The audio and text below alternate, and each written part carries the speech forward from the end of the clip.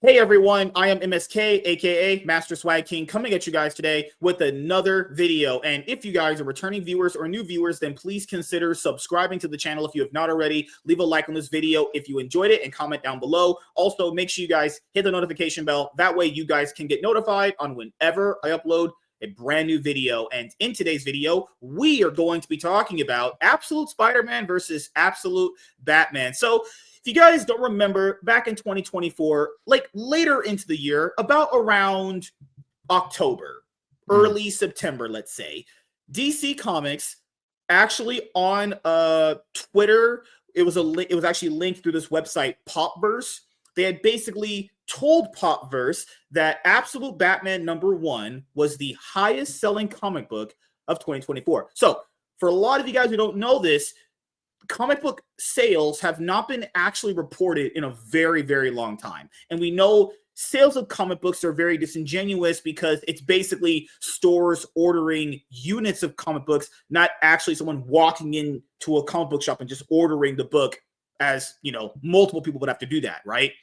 So when DC did that, people were like, wait, what the fuck? Because it's not happening so long. It was just so jarring. They were like, wait a minute, they don't talk about this, and it's just They put their nuts on the table like, no, we have the best-selling book of 2024. It's Absolute Batman #1. Now, I don't doubt that Absolute Batman was the #1 selling book. I mean, it's Batman. It always sells well, no matter what. It's an alternate universe. It's a #1. You can obviously get into you obviously can, you know, like we said earlier, we can get into that book, and then you can just go from there. You don't need to have prior 80 years of knowledge of Batman to read Absolute Batman #1 to understand where it's at. It's just a clear jumping-on point for people that want to just get a ground floor on a new version of the character that is very, very popular. Now, for those of you guys who don't remember, earlier in 2024, so like basically from January onwards, Absolute Spider-Man was a book where it was so hyped. I'm like literally ever since Marvel Comics Twitter made the announcement that Peter Parker was going to have a family and Jonathan Hickman was going to write, that book was so incredibly hyped. I had never seen reception that loved for anything comic related in a long time. Like, it was big. It was very big. You had to be there for it. And it's like, did Absolute Batman outsell Ultimate Spider-Man? Because Ultimate Spider-Man, the second printing literally came so rushed because the first printing sold out so fast. All the variants sold out. The main cover sold out. Ultimate Spider-Man at this current moment in time had to be on 9 reprints, because the first time it's on a reprint. It was on its 10th printing by the end of 2024. 10 printings. Currently, right now, Absolute Batman is on its 4th or 5th, give or take, right? Yeah, I think it's the 5th. I have 3 of them. I know that. Yeah, you even have the Noir edition, which looks fantastic, honestly. Yeah. It looks great. It's one of these things where Absolute Batman, guys, wasn't hyped. There was no real... the hype came after people read it. They were like, I think it was good. So for DC fans, I think the hype came for DC fans when they announced who the team was. Yeah. Now, for other people buying it, it was definitely word of mouth. Like, oh, this is actually good. It's actually pretty good. Yeah. So go get it. I think you're right about that. So because people didn't know that DC was going to do their Ultimate Universe, right? No, because they keep saying it and never do it, or they do it and it just fizzles out and they don't give a shit. Yeah. No. It was one of those things where they kept it a secret for so long, and then by the time they announced it at one of those Comic Cons earlier in 2024, people were like, oh, okay, it's here. But they didn't know if DC was going to be sticking with an idea, because DC's always been a company where they do an idea, sales start plummeting, and then they leave it as soon as things get bad. You know, what's the saying? When the going gets tough, people leave. That's DC. When things start getting tough, they just get out and start rebooting everything. Fucking what's that fucking clip from The Office? Hold on, everyone, guys, calm down. No, they don't calm down. It's burn the whole building down for DC. So yeah, if they would have had like at Comic-Con like the announcement with like some panels like or covers of books and say, hey, this is the creative team behind it. This is the creative. It would have been more, you know, if we saw concept art. Because that's a thing, like they do this all the time, and all we saw was that image of them together, right? And it was like a shadowy image. Yeah, so like I've you know been around DC for longer than some people have been alive, so they do this all the time. Yeah, we know these tricks. Once you see these tricks once, you're like, oh, okay. And like that's the thing is, it was kept for a secret so long. Ultimate Spider-Man, guys, is still a very high-selling book. Even when it has a book where it doesn't have Spider-Man in it, it's still very, very much a top seller. So that's why it was such a pissing battle between them. I'll be honest here, I think Ultimate Spider-Man sold more. Because no one I would really guess talked it about did. Absolute Batman as much as Ultimate Spider-Man. There's no way. I would say it, unless it's like you're comparing like the first Absolute Batman, possibly. I just don't know if it had enough time to outsell Yeah, it, because it's still selling. That's the thing. Like, yeah, even like it'll be like 11th or 12th, or even yeah. though the With newest Ultimate one's out. Spider-Man, like you said, it had January, February, March, April, Yeah. May, June. Absolute Batman got announced in July. And Yeah, Ultimate that's like 6 months of Spider-Man sales was right still, there. yeah, and Ultimate Yeah, Spider-Man was still on the chart for like and up getting until the reprints for summer. number ones. So you Yeah, had and it was issues still 2, up 3, there. yeah. Yeah. So they So had 6 issues out, and it was still selling. and the number one reprints kept coming. So like that's it's hard to believe that they could do that in a 4-month span. Yeah. As opposed to, or even a 3-month span. I'll ask you this, since now we both have read them both, the first issues for both of them. Which one do you think is the overall better comic book? Absolute Batman or Ultimate Spider-Man? Number one. Okay, that's it. Number one, I think Batman was a better read. It was longer. Mm-hmm. For me, I think it's like, it's hard. It's at least Absolute Batman had Batman in the book. Ultimate Spider-Man didn't have Spider-Man in the book. That was the problem. Yes, it didn't. But it also paid off so many things that we read before, and you knew what was coming after that. That's and true. It got you excited to go, okay. And with Snyder, you know what you're getting. Like, and I'll just be honest, like, it's going to be decent, and he's going to do a lot of things. With Hickman, it's like, at some point in time that the book is going to be top tier regardless. And I know, like I said, you read the Ultimate Invasion. It wasn't the thing that you liked. But if you go and read like his Fantastic Four, his Avengers, or even his Shield run, stuff like that, his X-Men run, it's always I forgot he did top House tier. of X. That was pretty good. And it's always top tier. And it always ends up being really good. So people were probably able to put that aside, that there wasn't a Spider-Man in it, but you get to reveal everything that led up to Iron Man. But you do get that him. Family aspect that people have always wanted Peter to have. That's what I was going to say. You get Hickman's not going to be like, okay, he's down and out with Mary Jane, and will they, won't they, and he's she's off being a supermodel and fucking spreading them ass cheeks for all the guys there. He's he's in there will watching, they, won't they, with Black Cat and all that crap. Hey, put some respect on Black Cat's name. I'm just saying, you're gonna have the story that you want with the family dynamic is what I'm saying. And I think having the kids old enough to interact is good. Is a smart decision. Very smart decision. Yeah, Ultimate Spider-Man feels like Superman and Lois TV show. Okay, there you go. Yeah. Okay. Yeah. It's nice to see a version of a character exist where he has to raise the kids while also balancing the superhero life. With Absolute Batman, the best way I could describe this is it would be as if, like, fucking hell, if Batman and Invincible merged. That's what Absolute Batman felt like. It felt like an Invincible comic. Shit was just unpredictable. You didn't know where it was going to go. It was kind of basking in like the violence of it. That's the best way I could describe it. I'd say good. For me, I like Invincible a lot myself, it was more like, it felt like early 80s, like late 80s, early 90s Punisher Daredevil. Yeah, okay. At that pace. And he was as brutal as that, and it was straight to the point. It was straight to the point. Here's Batman. This is what he's dealing with, and this is how he reacts to situations. What was the best-selling comic of 2024? It seems DC won with a thin margin. Also, keep in mind, guys, in 2024, not just Ultimate Spider-Man, Marvel Comics and DC launched multiple titles under their alternate universes. So you had, after Ultimate Spider-Man, because before that you had the Ultimate Invasion and the number one one-shot, you had Spider-Man, Black Panther, X-Men, you have the Ultimates, And then you have Ultimate Wolverine now that's been doing very, very well. Obviously, DC had Batman, Superman, Wonder Woman. And then now eventually we're going to be getting Absolute Martian Manhunter, Absolute Flash, Absolute Green Lantern, Absolute Flash. I'm looking that looks very good. I'm fine for Absolute Flash and Green Lantern. Yeah.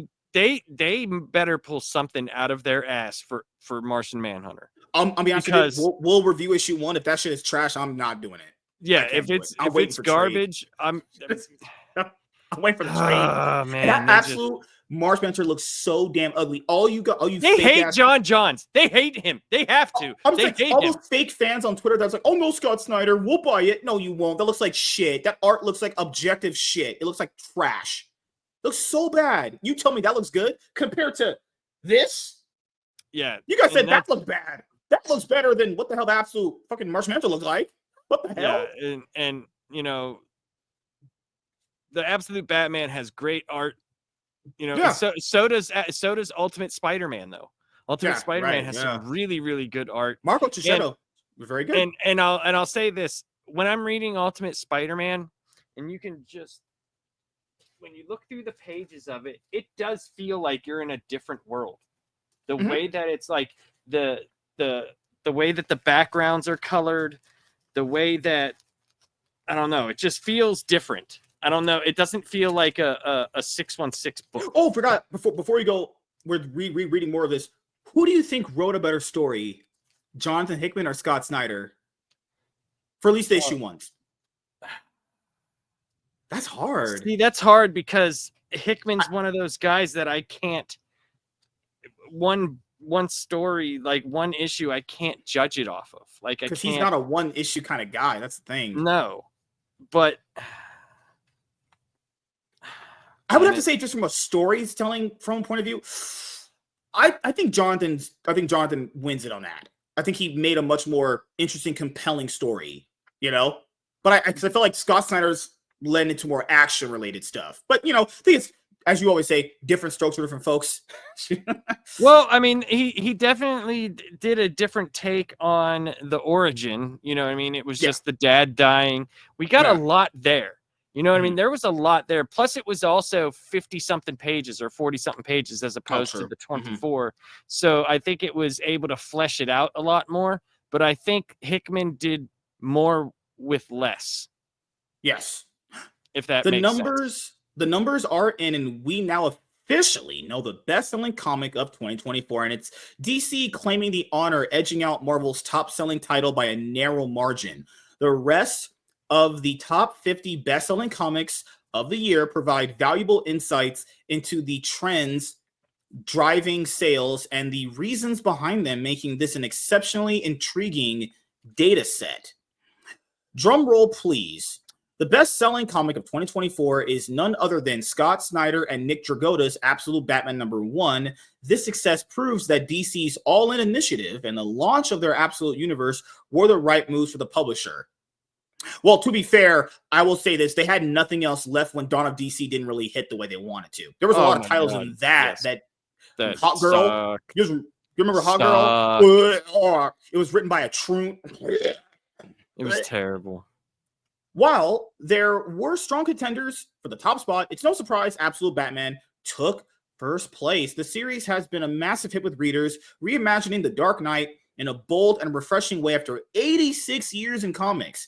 This data comes from ICV2 with dollar sale rankings based on Comic Hub's point of sale tracking at stores worldwide. And we'll see where that lands. Coming in second after DC's Absolute Batman #1 for the top selling comic of 2024 is Jonathan Hickman and Marco Cicchetto's Ultimate Spider-Man #1.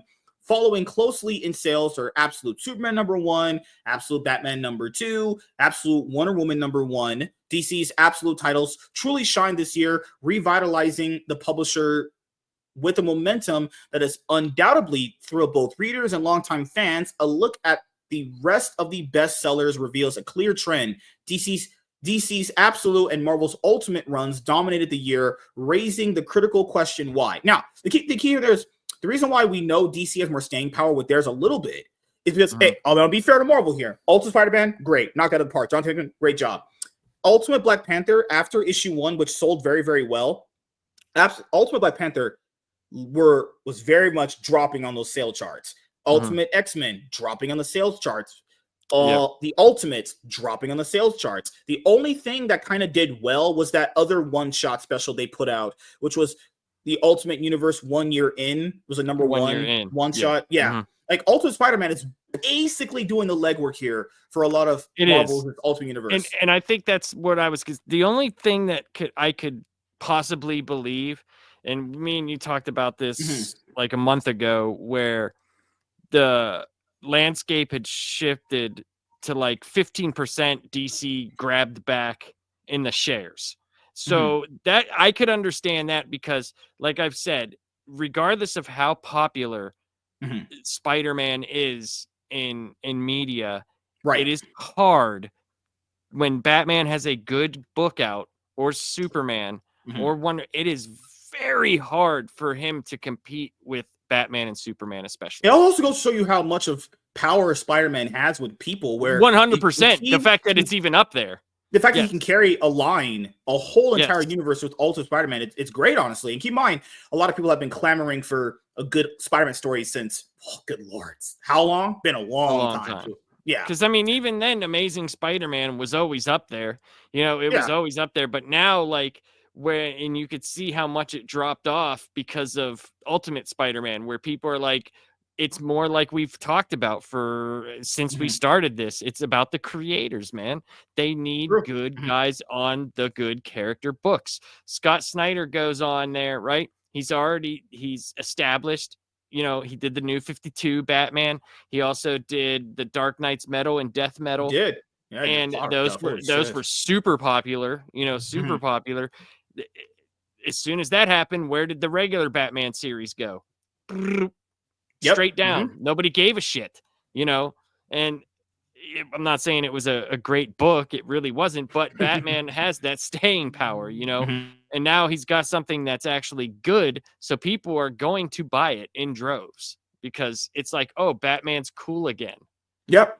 And that's the power of, well, just Batman and Spider-Man, is that even when they're ongoing series, the longer titles don't do as well as far as like storytelling, people are always going to buy them because they don't want to They're still be they, buying them. they don't want to miss out. They're like, I Right. don't want to miss the issue where that one reveal happens. And as you guys know, that always happens with comic people.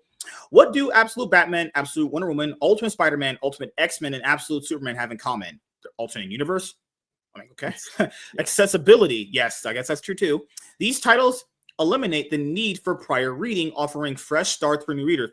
Yeah, that's true. Yeah, you can literally just get those books and You start reading can. without. You can. Yeah, You I can. think there's better payoff with with Marvels if you read the prior stuff.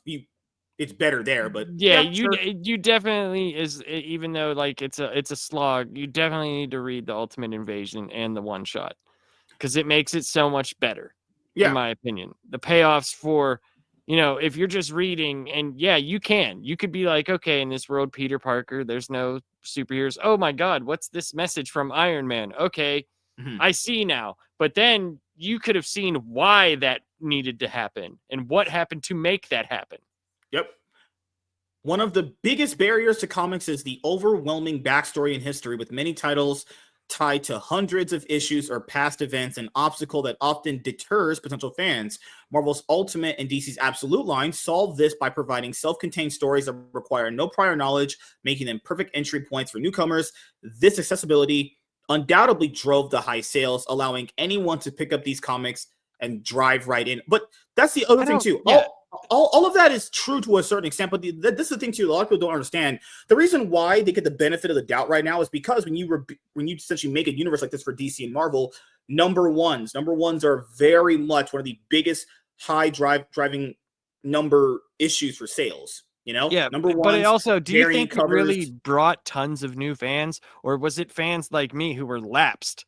They were like Spec fans I say before. collectors. I say, oh, well, variant. Well, let's think the collectors that speculate on variant covers are also going to get in on it because they see all the variants that get made for the number one Right, titles, which is the new fine, ones. but like the whole argument of, you don't have to know a lot of things behind the scenes to go off and read.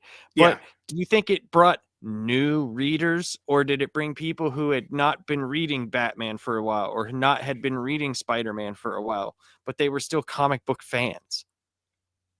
That's the thing You too. see what I'm saying? Like, we don't Yeah. have any data to Yeah. tell me that you're a new It's the reader. same thing with the movies, right? People think, oh, because I'm going to watch 100%. that new Superman movie, bunch of Superman fans will just go and start reading Superman comics. It's like, that's That's just not going to not happen. those It's not conversion going to rates happen. never happen. Yeah. Right. And with today's audience, like, people want things that are a minute long. Like, they're not going to invest their time into actually reading. I have to read this thing. Reading, crazy. It's What is not that? manga. It's not Dogman. Fuck out of here.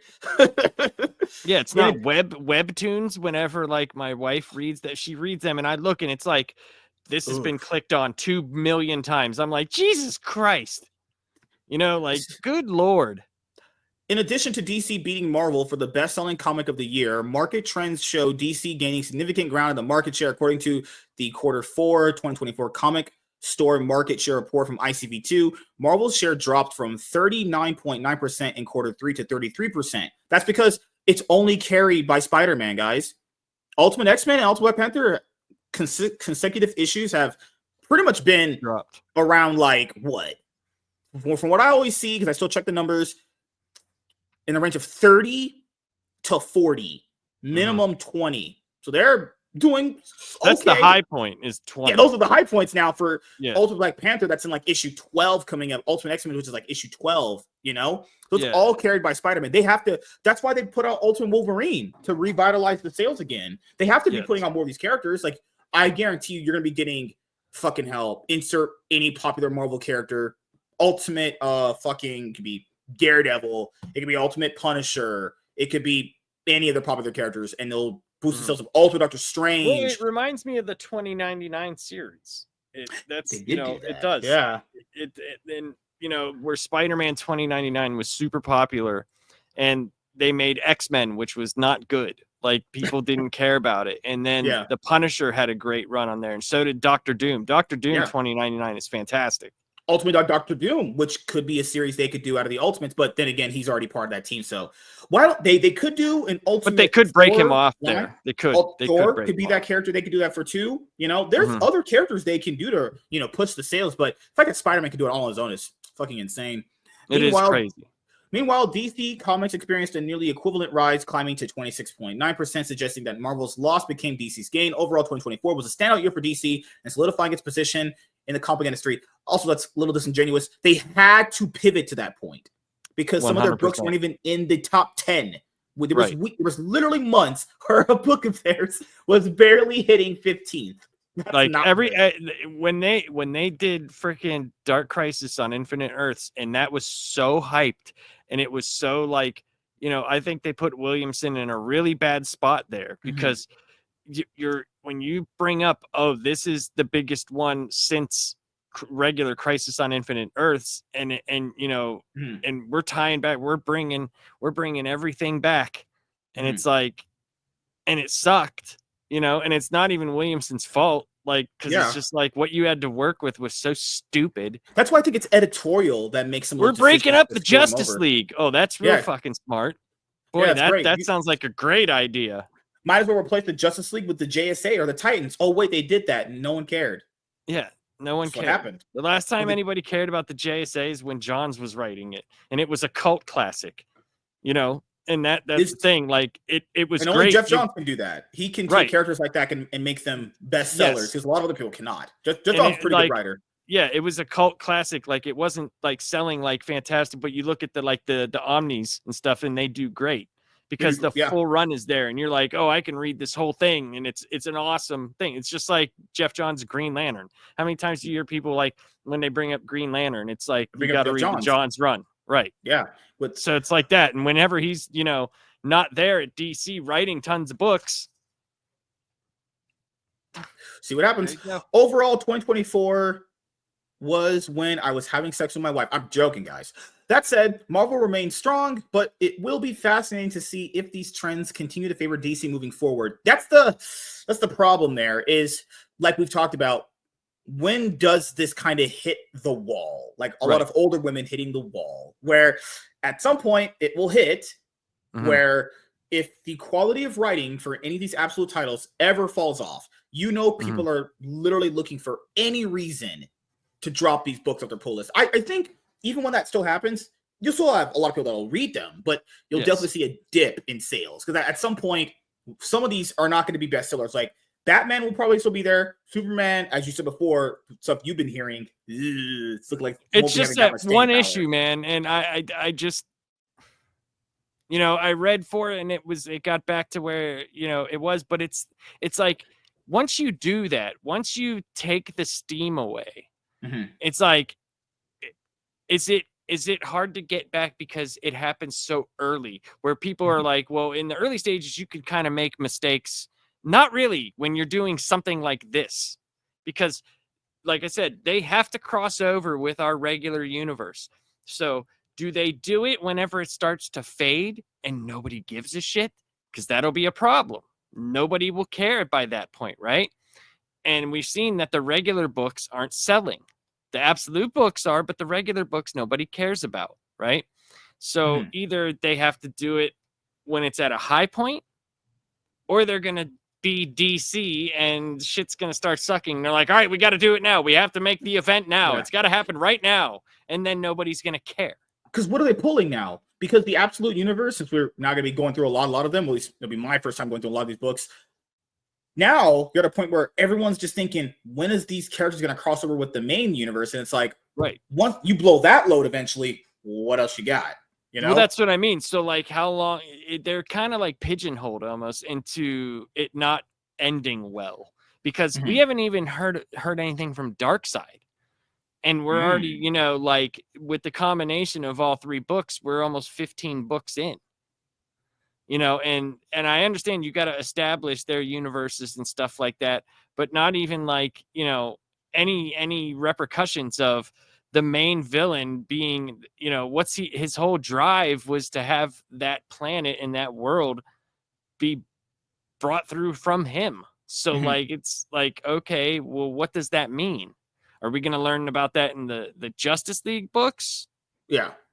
Or is, you know, what is their plan? That's the biggest thing. If they keep to the plan, hopefully it's a good one.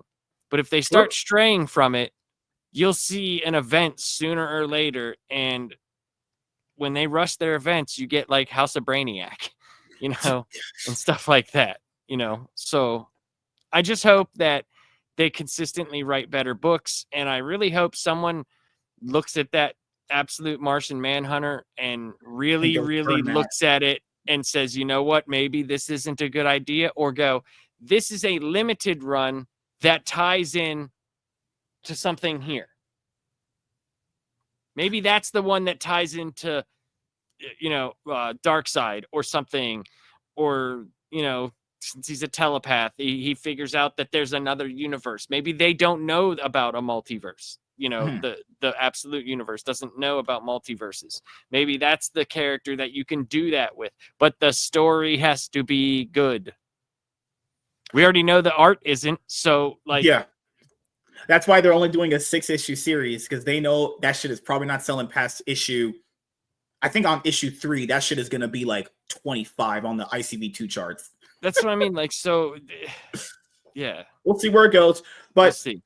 my closing thoughts on this is, hey, I think both books, it's like, I don't want to do that middle ground thing people do. They're fence sitting, but I generally do think both books it's very equal.